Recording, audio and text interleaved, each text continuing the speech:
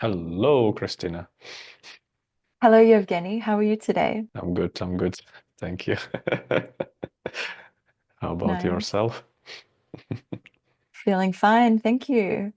Wonderful. Would you like to start by summarizing what our theme for today is? Well, internal and external arts of cultivation, or arts as they used in cultivation, because they're just means of cultivating, say, spiritual connection. But in themselves, they're like all-rounded practices of self-development. And we gotta kind of break down what is external, what is internal, and how they uh, fuse with one another. When does external become internal, and the other way around? And yeah, how to train both aspects in a balanced fashion. So I guess like it's external and internal. I summarize it as external cultivation versus internal cultivation. But I suppose, yeah, the arts refer to which activities we do to cultivate these aspects. Indeed. Why don't we start by maybe trying to understand what we mean when we refer to the external or the internal body before we even go to the arts and cultivation? Well, I'd like to hear you. Perhaps we have different ideas as to what is external, what is internal, and we can compare them. Okay.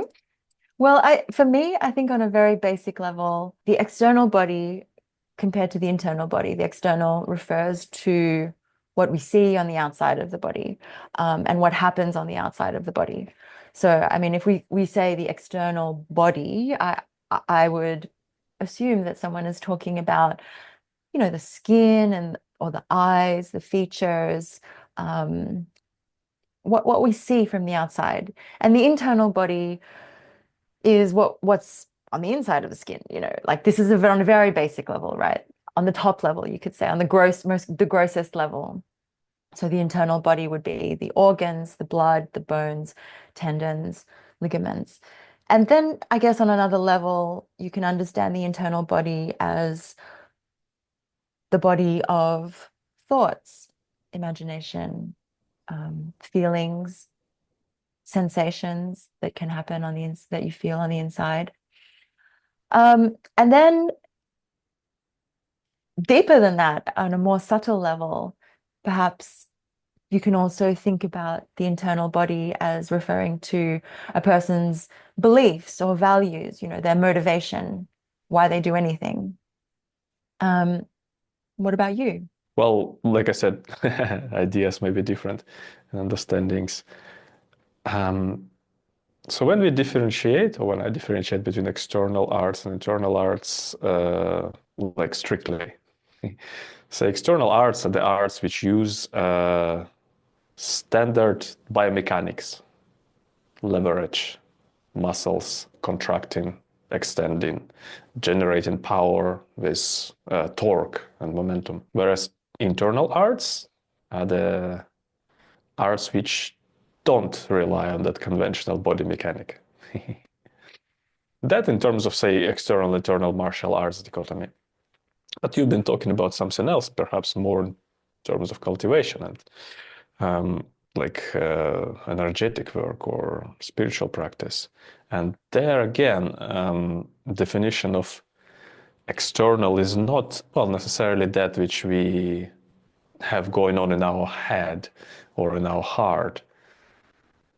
Say in the traditional approaches, classic approaches, they still speak about those phenomena as external, like thought process or imagination process would be considered external because, well, they're interested in something else, something even deeper, perhaps. Spiritual practice is called spiritual because it works with that which is deeper than uh, contents of the mind, thought, acquired identity, the soul, the spirit, with something that is outside the phenomena and processes of the mind. So, according to that definition, the closest to the internal process would be energy. Yeah. That which constitutes thought processes, any other cognitive activities. Before those activities process take place, there need to be energy to fuel them. So where does the energy come? That source would be considered internal. Energy is the bridge between the internal and the external. The external manifestation is whatever happens in the mind, the manifest thought process, formation of the mind, perception, whatever mind constitutes. So different definitions when it comes to the body purely and to the cultivation of spiritual practice.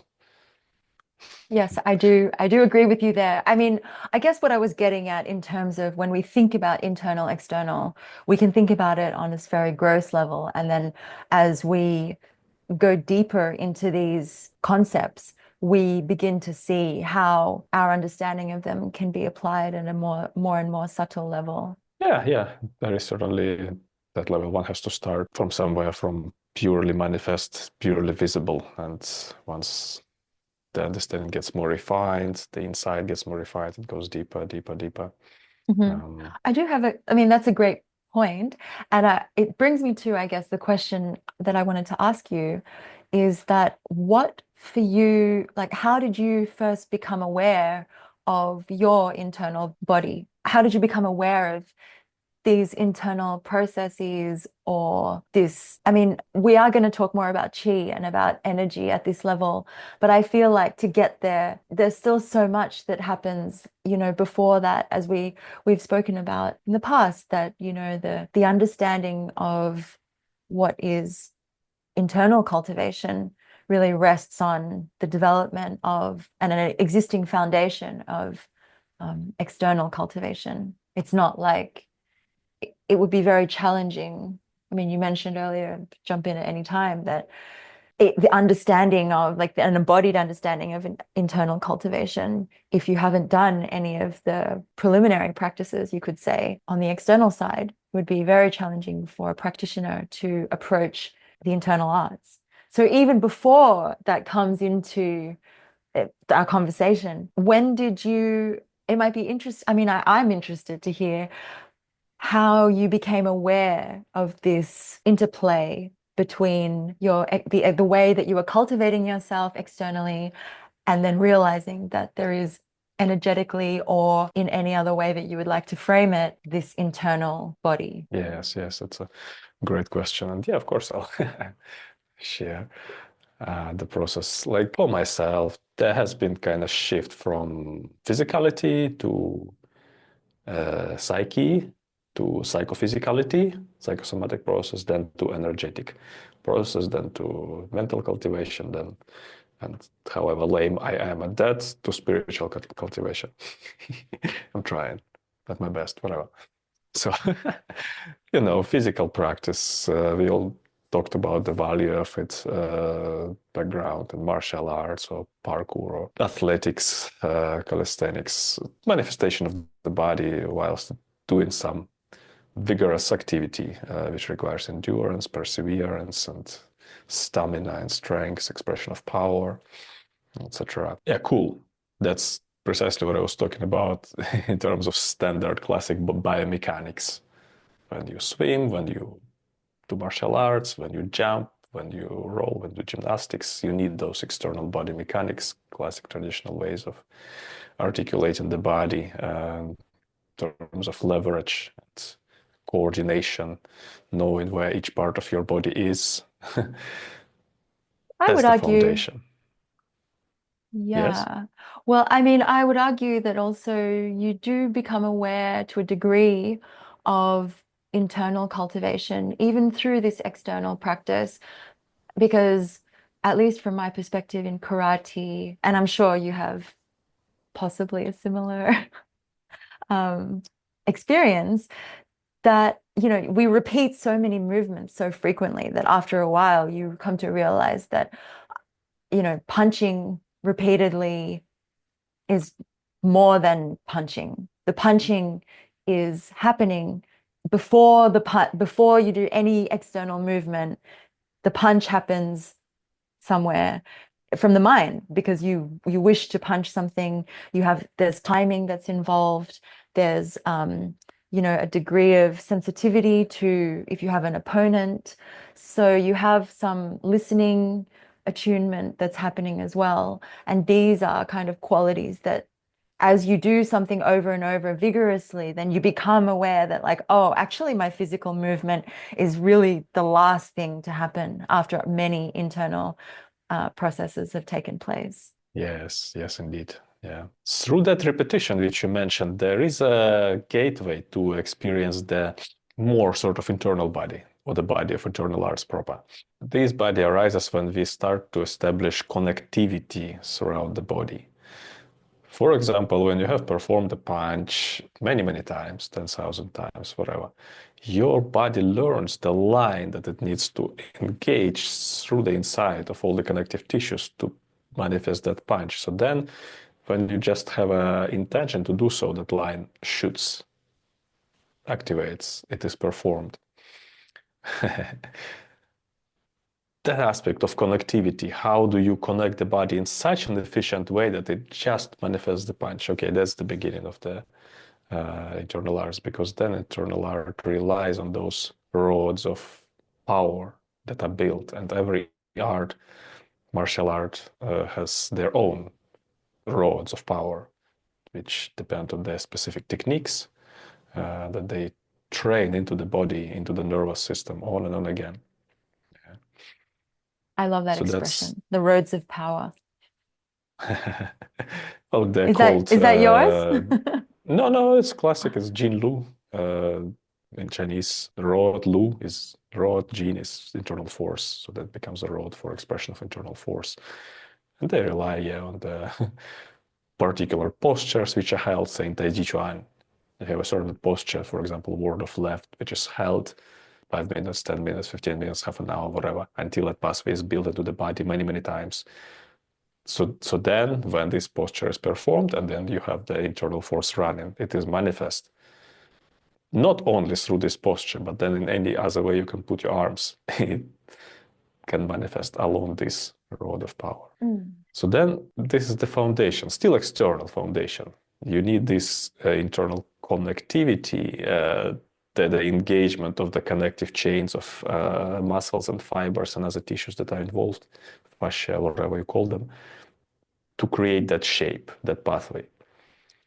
So then we need another ingredient for it to be internal, which is chi, which is energy. Something needs to run along that road. If that road exists and you perform movements through it, you can do external movements. All right.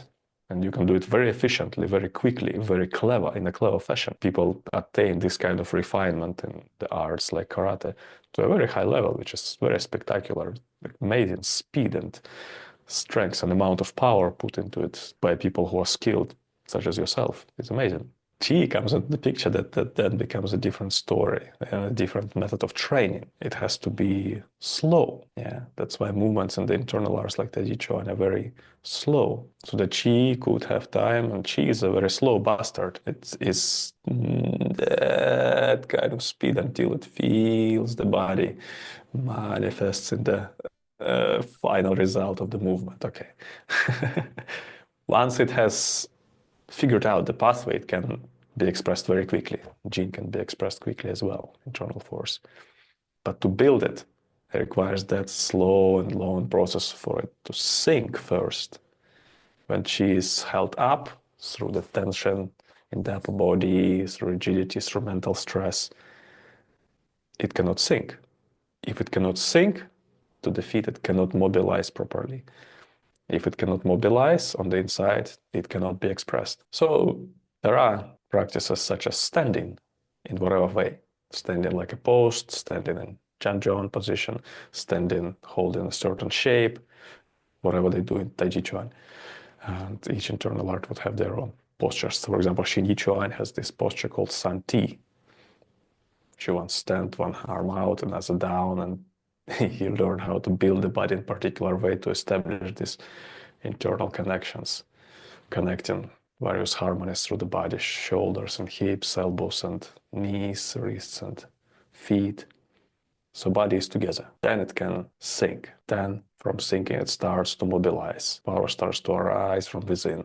First, slowly, laboriously, but it needs to go through this process of development. So I just wanted to stay on this idea of, the training of standing and standing poses.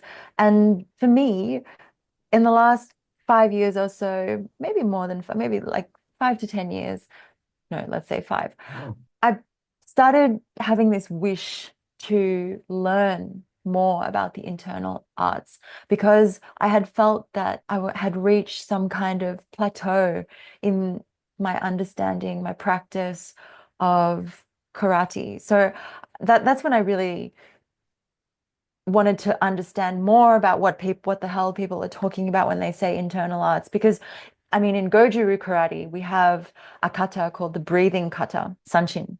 And the kata itself, there's 3 forms of the breathing kata: sanshin tensho, and sanshin tensho and sanshin tensho. And sanshin tensho is the highest kata in our style.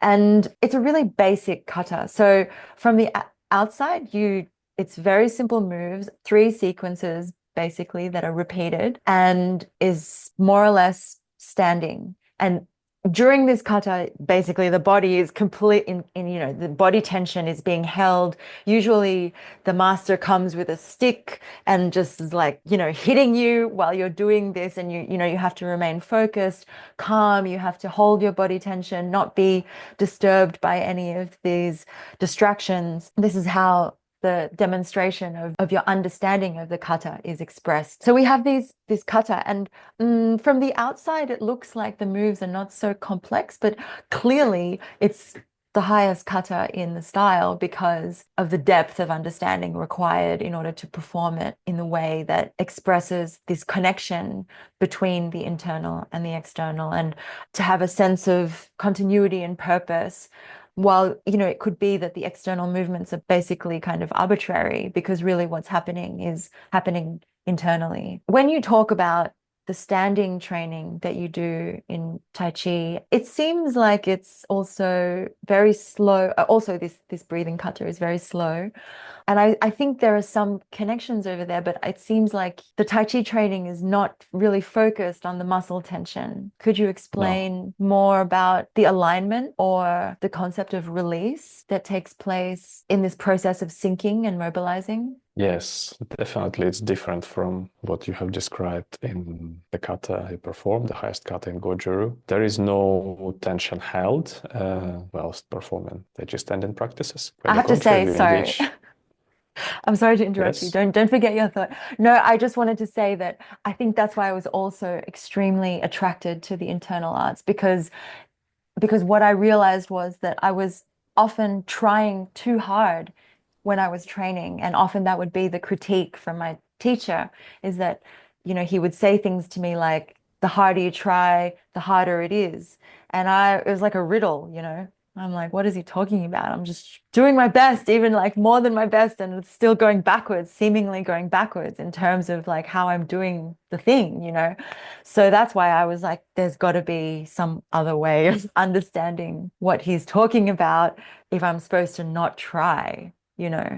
And that's what you just started talking about that, but I just wanted to mention that that's like part of the attraction, was like, wow, you can do something and actually try less, but how do I train that? Like, I want to try really hard. So it's this paradox that I was sort of Yeah, you confronted can with. Yeah. train hard within Tai Chi.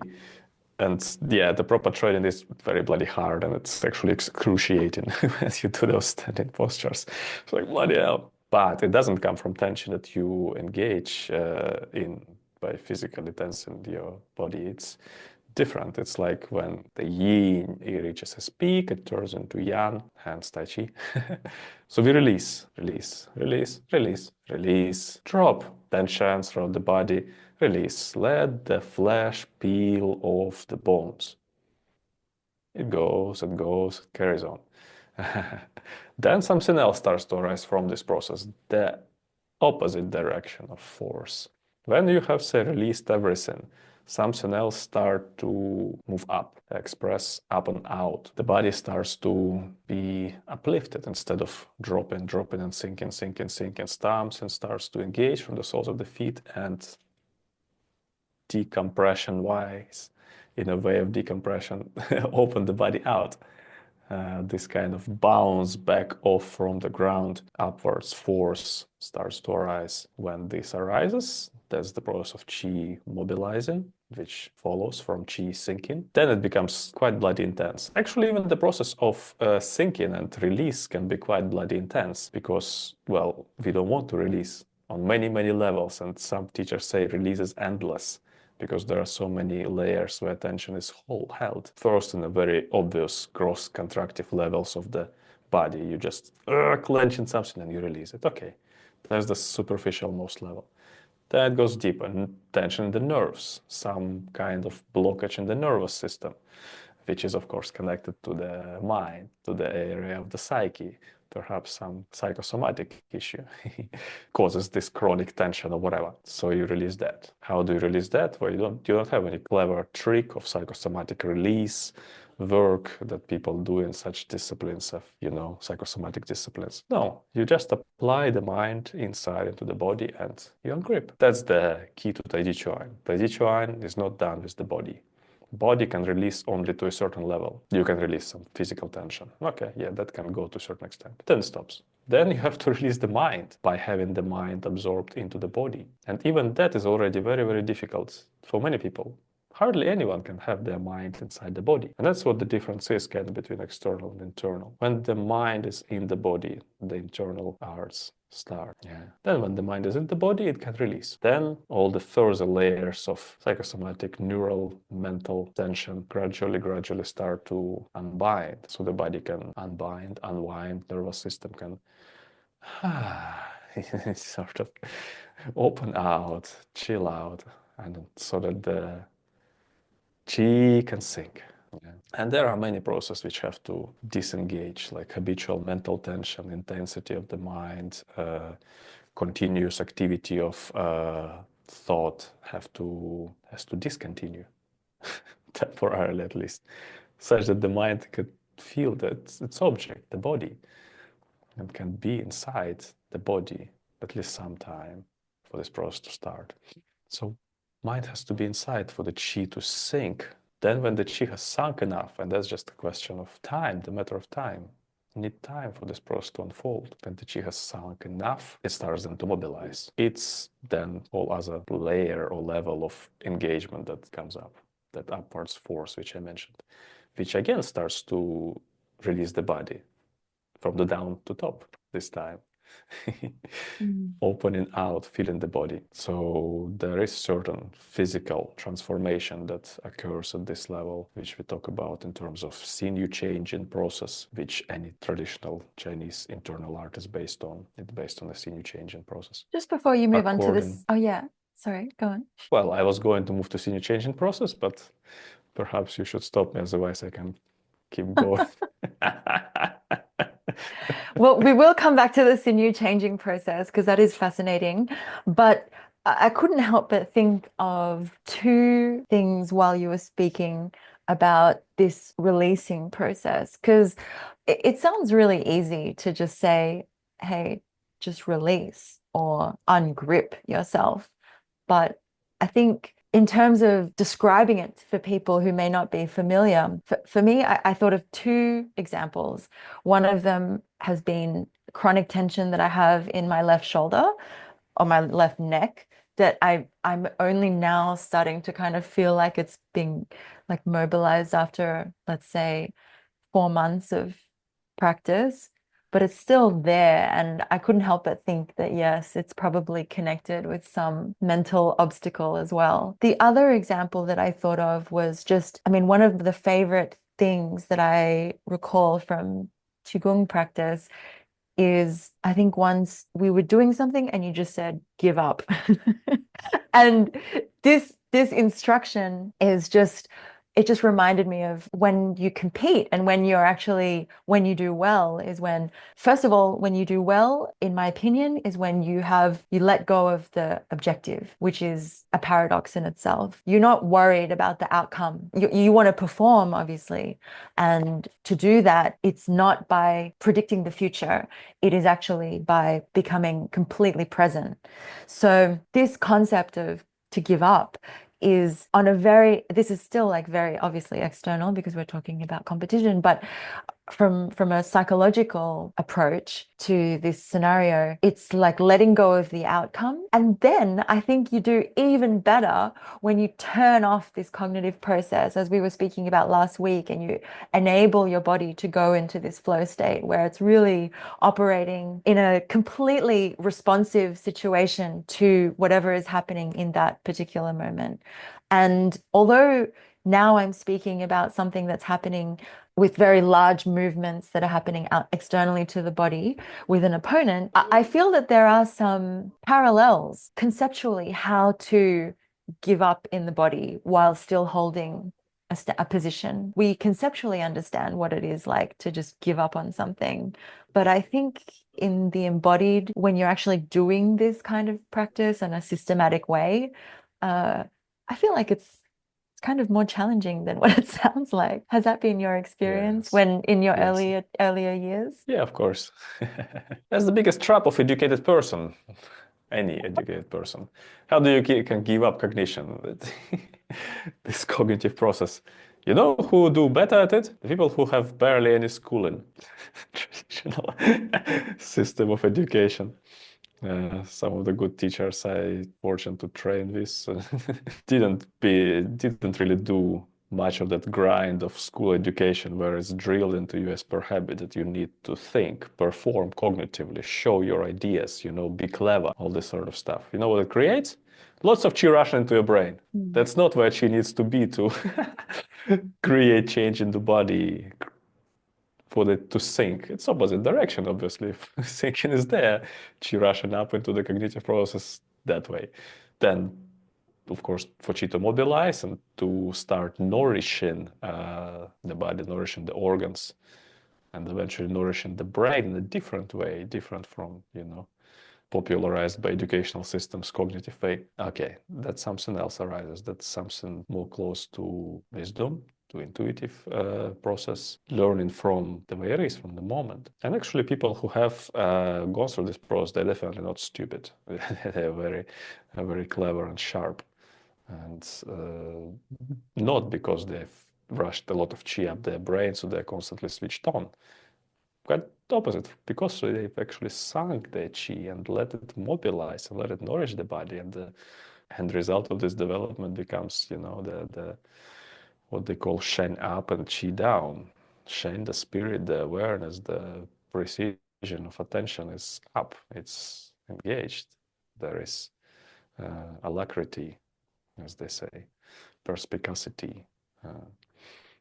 Two key mental qualities for internal arts, actually. But there is calm. Chi sunk, the body is full. Yeah. It's not the twitchy, neurotic body which is uncomfortable. When the chi is sunk and the mind is inside, it's actually very comfortable to be in the body, to be with yourself. And that's where Sinew changing process can start. So would you Not mind? through dancing cognitively. Well, I was just gonna ask you if you could talk a little bit more about the Sinew changing process. Yes, of course. This is the process of transformation, and it should start with the external practice, in my opinion. What is Sinew? Jin. Chinese. Sinew. Chinese have been very helpful by saying sinew when it's not sinew. It's not this kind of sinews, which runs through the kind of here. If you stick your finger into the elbow, you can find this fiery bead, which we consider to be sinews in the Western anatomical way. No, it's not that. Yeah. Sinews are the strands of connective tissues which can be found all over the body. I guess fascia comes the closest to this definition in the Western anatomical model, but they don't really say it. They say it's a river beds for meridians. It's one definition. Another definition is, it's the stuff which fills the body, delineates spaces between the muscles, and the bones fills the spaces between the organs and the other cavities in the body. Various membranes, strands of connective stuff, this cobweb meshwork of various lines of connectivity. It's quite amazing, actually, the modern research into fascia. They managed to kind of discover these lines of connectivity. I've seen the anatomical dissection where they take like a fascial line, the strands and fibers which run from the tongue to your toes, and they Wow. exist all over the body. Hmm. So we train that. Is this the silk body? Yeah. That's the silk. All the wrapping, all the connectivity, all the stuff which makes it work together, which makes this Tai Chi principle, one part moves, all parts move, possible. Because when you engage some part of the cobweb, like you pull on the string of a spider web, the whole web starts to shake. And that's how spider knows something is in the web. Same here, when your body is connected in this way, via the mind feeling the body, via chi, thereby mobilized. Any tiniest movement produces a series of cascading effects through the rest of the body. That's the classic body of a developed, skillful Tai Chi practitioner. It's like the body is moving on its own from the inside because it's alive, filled with chi. Chi then grips these connective tissues, which are very malleable to the effects of chi, and start to produce movement, produce all these shapes, which are then expressed as Tai Chi form or whatever. Well, if you take Tai Chi as an example. And yeah, that's the process of body changing through the Sinew changing process, which, as I said, has to start with the external training first. If your body is not developed first in an external way, there won't be, even basic coordination to start the process. Already on the external level of the classic biomechanics, we start to learn how to bring the mind inside. Because to coordinate the body, okay, we need to know what the body is, the most basic level. Then we need to learn how to perform the technique which is required of us. Okay, we need to have mind inside for that as well, at least somewhat. Then we perform technique and we forgot about it. But we already start to learn. In the internal arts, the mind has to be inside all the time, full stop. It can't just perform technique and forget about it. It has to be inside. Technique arises from the fact that mind is inside. Because mind is inside, she can mobilize. Because she can mobilize, technique can be expressed. Technique is a consequence of the mind being inside and chi being mobilized. Why this technique can be expressed? Well, because the body has connected, yeah. And that's the levels of chi penetration and the body change, which we talk about in terms of Sinew change in process. Level of the skin, level of the flesh, level of the sinews, level of the bones, level of the marrow. Okay, level of the skin and level of the nerves are the same. You start doing some kind of energetic training, Qigong or whatever, you have these ants running on the skin, some kind of flashes and feelings. Oh, I can feel this and that. And like, cool, that's the beginning of it. And that's where things like imagination still work. If, say, I imagine there is a current of light moving through my arm, okay, I now feel that there is something is happening in my arm, some kind of process. And that's, some think it's cool. That's why people use imagination, visualization in the arts like Qigong and even in Tai Chi. But that's only go this deep. And that's the most superficial deep. Depths of the skin, depths of the nerves. You feel stuff with your nerves. When chi gets a bit thicker, the mind is better to stabilize inside. You spend some time in the standing practices, and you know how classic stories go in the internal arts. I went to the master made me stand for 5 years before he showed me the technique. And yeah, that 5 years took for the student to learn how to bring the mind inside and shut up. Now we can do some technique. So that is required. Well, not 5 years, it's a metaphorical number anyway. The mind to be inside, to spend some time. What's an out like? So if 5 years is too long, then like or is it too short? I guess it's different for every person, right? One person can be 5 years, one person can be 5 months. Yeah, well, they say at least 3 years is required to fill the body with chi so that some kind of process start engaging on the inside. Is I think that that's the amount of time 3? needed for the, 3 years of training No, regularly. yes, but I mean, like, what's the quality of the mind inside? Like 3 years of bringing the mind inside and being at ease with the mind inside, being able to hold the mind inside, or is it takes 3 years to bring the mind inside. Yeah, all of that which you described, all of that is learned in, together. Yeah, whilst you are doing this technique, this practice, you already introduce some forms, some principles, whatever. You learn mental qualities, how to still the mind, how to differentiate between the mind engaged in some kind of mental action and the mind devoid of any mental action.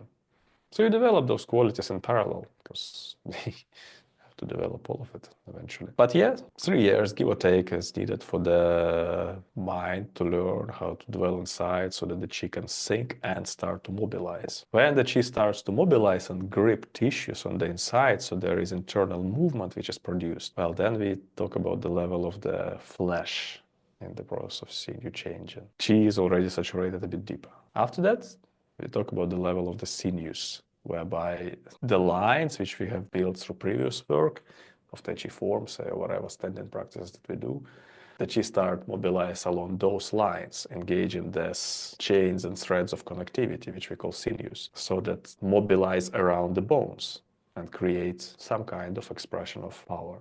So that's the level of the sinews being mobilized. The deeper it goes, and of course takes years, more and more, you can get more and more skilled at that. The better your release goes, the mind learns to be at ease more. Various blockages in the way of, acquired identity, psyche, whatever hang-ups there are to dissolve, so that as soon as you bring attention inwards, it just is there. The body starts changing just by the fact that you brought attention inside, because there is no longer much in the way of blockages. Yeah, and then for the Qi realistically to go even deeper to the level of the bones and marrow, Tai Chi training won't be enough. There needs to be some other training, Qigong, Neigong, internal alchemy, so this process can go deeper for those who want it. But Tai Chi Chuan and any other internal arts are certainly a great prerequisite for it, because it works these two levels of the flesh and levels of the tissue so well, because that's where the internal arts such as Tai Chi Chuan are performed, in the spaces between the skin and the bone.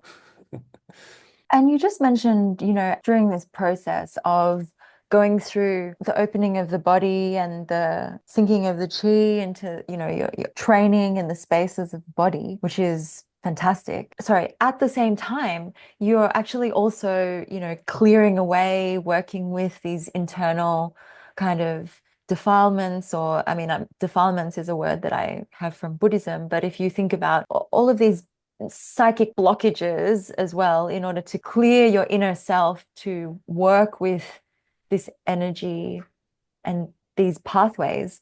Is that one of the motivations behind the training, or what are the motivations to engage with internal arts? Well, there is no motivation to deal with your inner complexes and traumas and neuroses and whatever there is. It happens as a byproduct of training. You don't stand there and you hold some shape and the teacher will tell you, okay, now, recall that event that happened to you whatever time ago and release your anger or your sorrow, or your frustration, whatever. Well, it's like that with all sport, I guess. Being a healthier, balanced, confident person, I was going to go a little bit further, but I think those are the qualities that I want to, because I guess like mental stability, confidence in yourself. There is an ethical aspect as well. I think that some sports, you can get it from practicing sport, having this, ethical perspective that you're also working with, but it's as you said, it's a byproduct of that type of training. Yeah, and there are sportsmen which engage with psychologists or psychotherapists to help them to work with their internal stuff, psychological stuff, so that they could, perform better physically. And that's all fair and good and well.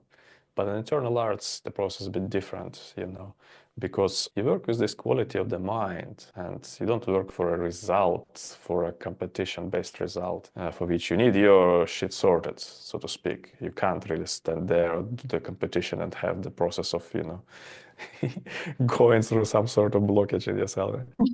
Internal arts, you don't have that. Well, of course, there are competitions and push hands that exist in Tai Chi, but that's something else. You have the nature, your nature, which you work in this as well, by learning how to refine the attention, refine the quality of the mind, how to step back.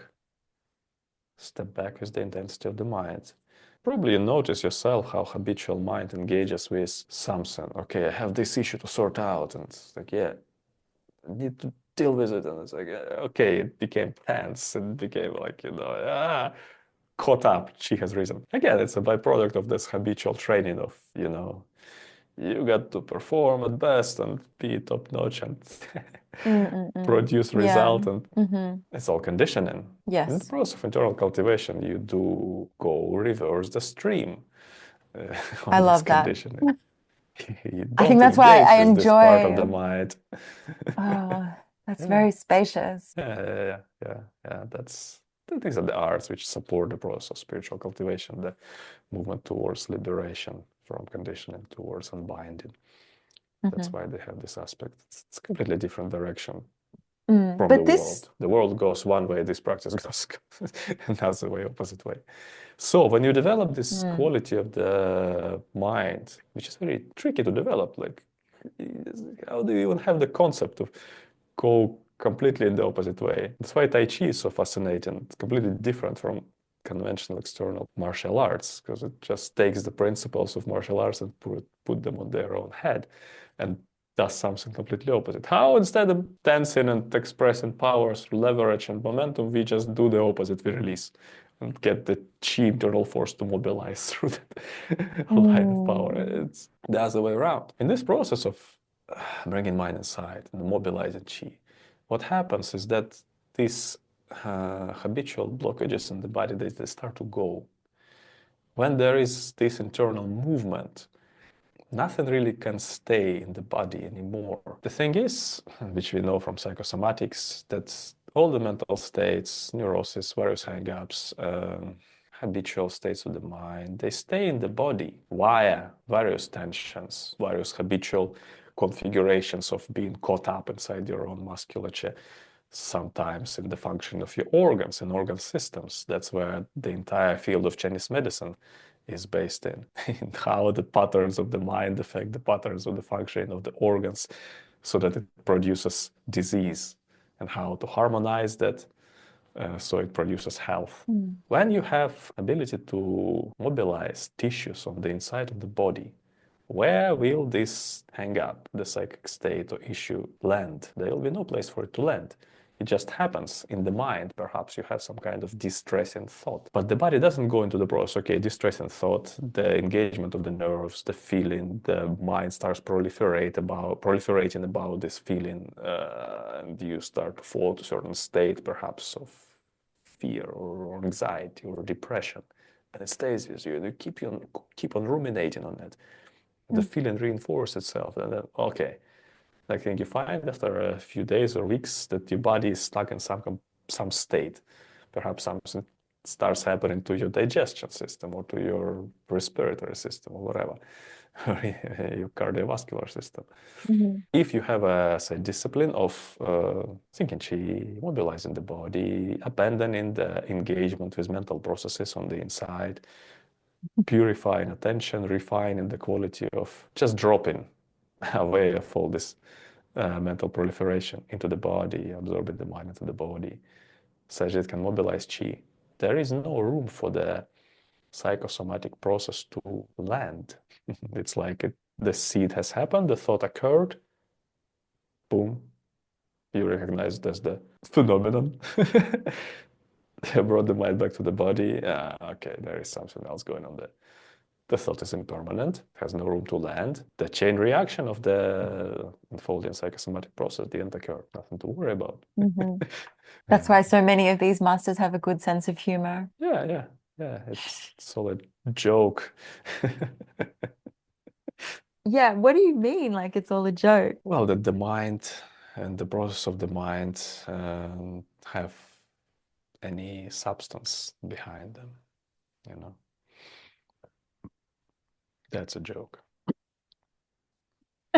So let's say people are interested about this process without fully engaging I mean, is there any other way apart from fully engaging with an internal arts practice? Well, in the beginning, you asked me how did I come upon this inside space, yeah?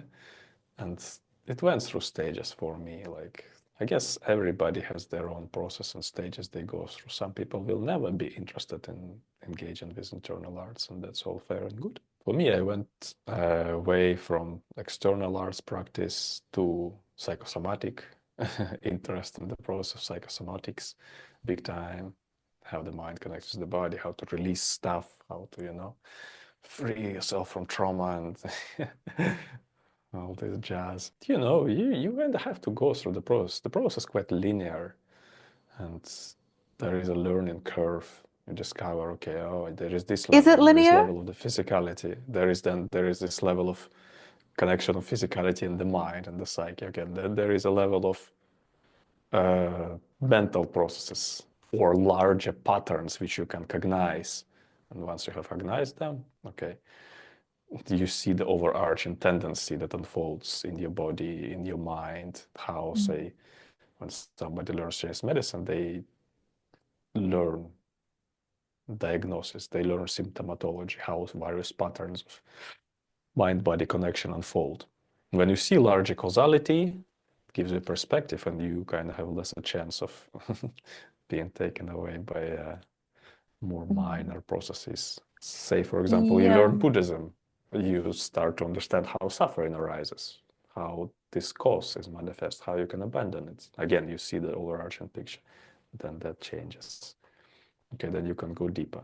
And yeah, well, there is this connection, this modicum between process of the mind, the process of the body, which we call qi, the pivot through which mind-body communication takes place. Mm. Cool, now you can kind of go more inwards and explore that area, that pivot, how to work with that. And then I have to perhaps get in disagree with touch with you about the some, linearity. yeah, Sorry. I'm happy to hear that. Yeah. Oh, I'm I just mean, telling you you said, about the process I went through, how it was for me. So to answer to your question, if people want to learn about this practice, well, I think everybody has go through their own process to arrive to, the depth that they're interested in, and the full depth of these arts will not be for everyone, obviously, Mhm. and that's okay. Yeah, Mm. please share. What do you Well, think I mean, I about don't linearity? completely disagree with you, but I feel like it's not necessarily linear in that it's going in towards any, well, I mean, I suppose we are moving towards, let's say, enlightenment, like that might be where it's all headed to that level of clarity. But I think until that stage, it's more like it's like this, like circles, like a cyclic line, if if if that makes sense. Yeah, I understand the process is different for everybody, but I suppose focusing on the internal arts, it's a broadening of your perspective, I think, or a deepening. So you're really not you, but as a practitioner, what I have found is that with anything, once you start practicing in a systematic way, then you really start to uncover the insights that you have. For me, I've found that they are not linear. Insights around things that I've been training from my karate practice that are now becoming really internalized in my body now, even though these are lessons. These are like instructions that I received as a child. So, but it's only through this process of iterative practice with this increasing, supposedly, deepening wisdom or understanding about how to experiment or apply, or even this gradual, the gradual chipping away of application is for me linear, but also not linear. And so that's I guess I think it's just more nuanced. Like this definitely it can be divided, I suppose, into phases, but within those phases, um yeah, this type of like the real understanding, I think, is really happening. Like, you have this process of first learning the knowledge and then applying critical analysis through practice. And then you have this embodied understanding. I mean, this is not my format. It's a format that's used in various learning frameworks, I suppose. Yeah, that's But how Buddha formulated the Four Noble Truths. You know, there are 12 aspects in total, three aspects to each noble truth. There is a knowledge, theoretical knowledge. Then there is practice. Mhm. Then the results of practice, which are embodied and manifest in a practitioner. And with each truth, there are these three aspects. When they are Mm. all embodied, all these 12 aspects are fulfilled. Okay, well, the path is finished. One is, and We can have a party. one is done. The party, everybody sits still quiet in complete bliss. Woo! Nobody drinks, nobody dances. That's it. Boring. From the outside, it looks boring. On the inside, it's a big party. Yes. Mm. So yeah, I agree. Even like if you take Dharma as an example, fulfilling those duties which pertain to Four Noble Truth, sometimes one kind of goes in circles and circles and circles. How many attempts does one need to fulfill the duty pertaining to the second noble truth? Suffering needs to be abandoned, or the cause of suffering needs to be abandoned. There could be a lot of suffering. I mean, we can't judge from the outside. And also the when in a purification practice, you have like different aspects of suffering. You have like body, speech, and mind. So, it could be that perhaps you've tamed the body, but then your mind is completely crazy. Like we don't know. So it's just like it's not about like how many times are you doing this circle. It's different circles that are on this thread, I think. Yeah. Interestingly, say from the perspective of Sinew changing process, body tamed and the mind still crazy cannot happen Mm. because there is interface between mind and body, because the practitioner learns how to pay attention to the internal process of chi and the effect that the mind takes upon the body, which is not necessarily studied within purely classic Buddhist Dhamma perspective. This And is really interesting. yeah, it is certainly. But people who are taught how to, engage with the internal process, they can observe Mm. how their state of mind affects the body right here, right now. So it cannot be like you have tamed my body, but my mind is still crazy. It's impossible to happen. That's why, in terms of Sinew changing process, we can speak about complete mental health, because by sorting out this connectivity between mind and body, by training the body according to the principles of Yi Jin Jin, Sinew changing process, you're also sorting out your mind at the same time. Mm. When you have this kind of a complete way of training, it is very sequential, which is what I described in terms of the levels of depth: skin, flesh, sinews, bones, marrow. But again, you can go in circles on every one of those levels. And also, I suppose, like in terms of a timeline, the elements that are on the beginning of this spectrum that you just described, these things probably happen much faster. I mean, in order, like the changing of the sinews is going to probably take less time relative to the marrow washing that happens, right? Like you're spending longer time at each level as well, as you're deepening this understanding of your body. Is that right? Well, from my experience, going from the stage 0, skin, to the depths of sinews, relatively quick. 3 years, or some 5, depending how much time you can give to the practice. From there, a bit more. Mm. Yeah. So Then from further skin, which layers. is like this, yeah, I mean, you can imagine Uh, the scale is getting.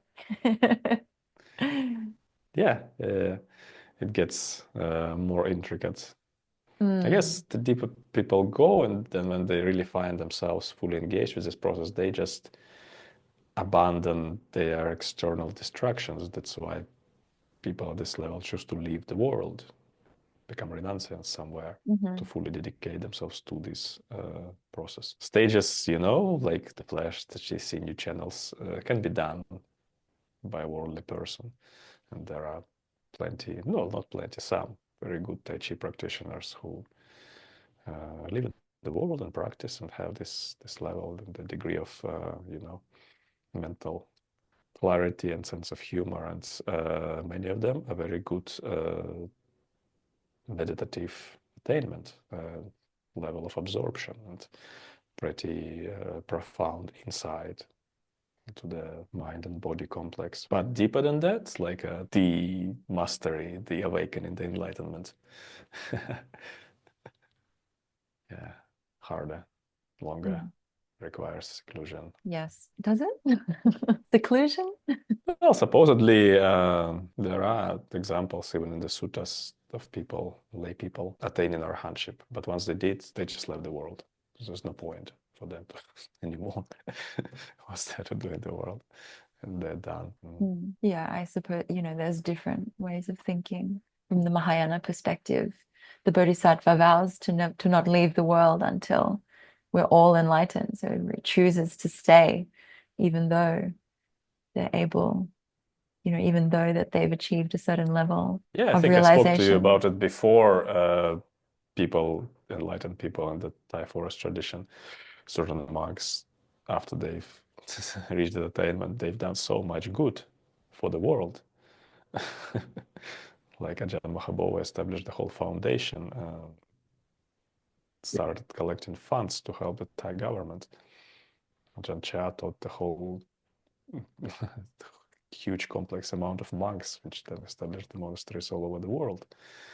That these people, they don't really go away. They keep on doing good, keep on being beneficial, because that's their natural inclination. Mhm. But I guess we went somewhere else from the original topic that we've been discussing Yes, in terms of but internal and external cultivation. yes, but I mean, it's going in a great way. I do want to talk about these topics on another day, but just to bring it back to the internal and external cultivation, I guess for people listening, would you say that being aware, well, actually, like, what do you think might be important for people to realize in terms of cultivation? Like, for me, what has helped me a great deal, in the internal arts, coming from a predominantly external practice, is that the scale of time in terms of how to develop is that I'm actually not in a rush. And often we have a lot of quick fixes or top tips about how to cultivate whatever quality that we wish to, that we feel we are lacking in, or we want to, enhance some aspect of our mental capability. But we don't really acknowledge the degree of the amount of effort and time that is required to make incremental progress. And often we get disheartened, we give up, we feel like, oh, I'm going nowhere, so I just have to stop, nothing's happening. I'm just standing in Wuji for like, you know, 10 hours for 10 days, and that's like nothing's happening, so I must be doing it wrong. Or, I've meditated for 2 months, but I just get freaked out by my own mind, and we think that we're going backwards. So I think that, like, coming from the sports perspective, even from this, like at this gross level of like knowing how much effort is required to push, 10 or 15 kilograms more on a like to pull up on a deadlift, like to get just 5 kilos more. What a big mental leap this is. Or even like high jumpers, like who have, this margin of like the personal best might be 295 and they have to jump 298. And it's just too much, this void of this much is this chasm that seems impossible to cross. So that scale applied to the internal arts, I was like, okay, I mean, you have to kind of, coming in with this sort of attitude of like, yeah, I'm in it for the slow burn. That's I found that that's like one of the most beneficial contributions in my attitude towards progress, because actually it's like really lowered my expectations, which inevitably then when things happen and then I do feel that, oh, I am progressing. So then you think, that's great. But then if that doesn't happen for consecutive other practices, then you don't feel like, oh, I'm going backwards. You just feel like, this is a process that I'm engaged in over time. So I guess my Yeah, question in yeah. that is, like for people who are like maybe just starting out or not engaged in it all, like what might be just some things to think about, like to be aware of in terms of internal arts and internal cultivation. Embrace the boring. Yeah. Boredom is where the gold is. I guess you have to feel it you have to see it to believe it, right? You may not see it. Well, will you stop Maybe you're not bored enough. then? It will require a particular kind of person in some ways, and who would Mm. want it without seeing much result in the way of what's happening to continue. Uh, Well, one is a person of faith. Why do you do it? Okay, when you have some kind of conviction, a reason to do it. Usually, these are people of certain conviction, certain aspiration to really go deep end. Yeah. And you just have to be that person, because if you're not, you'll quit very quickly. But if you do the instruction of embrace the boring, yeah, it is a gold digging process. Exactly. I never dig the Mm. gold, but I know it's a laborious kind of stuff when you have to source through a huge pile of dirt pointlessly first before you find a single speck of something.